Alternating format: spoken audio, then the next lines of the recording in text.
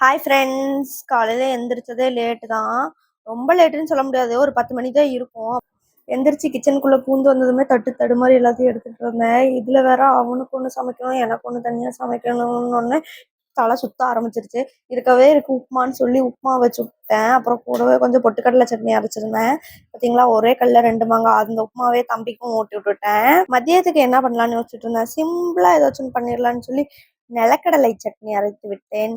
பார்த்தீங்களா, காலையில் வந்து பொட்டுக்கடலை சட்னி, மதியானத்துக்கு வந்து நிலக்கடலை சட்னி. நிலக்கடலை சட்னியோட ஒயிட் ரைஸ் வச்சு சாப்பிட எனக்கு ரொம்ப பிடிக்கும். அதே மாதிரி புதினா சட்னி வச்சு சாப்பிடவும் ரொம்ப பிடிக்கும்.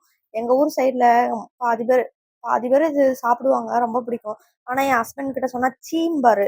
கழுதைக்கு தெரியுமா, கற்பூர வாசனை, கழுதைன்னு சொன்னது என் ஹஸ்பண்ட் தான். இன்னைக்கெல்லாம் பொறுமையாக பண்ணிட்டு இருந்தேன். ஏன்னா இன்னைக்கு வந்து சமைக்க வேண்டிய வேலையில் அவ்வளோதான். சட்னியெல்லாம் வச்சு முடிச்சாச்சு, சாப்பாடும் வச்சு முடிச்சாச்சு, எல்லாத்தையும் ஒரு ஓரமாக எடுத்து வச்சுட்டு சரி கிச்சனை ஃபஸ்ட்டு க்ளீன் பண்ணிடலான்னு சொல்லி ஸ்லாப்பை தான் ஃபஸ்ட்டு க்ளீன் பண்ணேன். டீப் க்ளீன் பண்ணுற அளவுக்கு அவ்வளோ மோசமாக இல்லை, ஏதோ ஓரளவு இருந்துச்சுன்னு சொல்லி ஸ்லாப்பை மட்டும் கழுவி விட்டுட்டு வாஷிங் மிஷினில் துணியாக போடலான்னு பார்த்தா வாஷிங் மிஷினில் இடமே பத்தல, அந்த அளவு துணி சேர்ந்துருந்துச்சு. அந்த அழுக்கு துணியை போடுறதுக்குன்னு ஒரு டப்பா வாங்கி வச்சிருக்கேன். அது ஏன் வாங்கி வச்சிருக்கேனே தெரியல. அவரை கூட்டிகிட்டு தான் போய் வாங்கினேன். அவருக்கு தெரியும் அந்த டப்பாக்குள்ளே தான் துணியை போடணும்னு, ஆனால் அதுக்குள்ளே போட மாட்டார். வேற எங்கெங்கேயோ போட்டு வச்சு துணியே அதிகமாக சேர்ந்துருச்சு. இவனை தூங்க வைக்கலான்னு பார்த்தா இந்த பையில பாருங்க எப்படி தூங்காமல் காலாட்டிட்டு இருக்கான்னு. அது படிக்கட்டில் ஏறி உட்காந்து ஆட்டிட்டு இருக்கான். அப்புறம் அவனுக்கு சாப்பாடு கொடுத்து கொஞ்ச நேரம் விளையாடினது, குளிக்க வச்சுட்டு தூங்க வச்சோடனே தான் எனக்கு ஒரு யுகமே முடிஞ்ச மாதிரி இருந்துச்சு.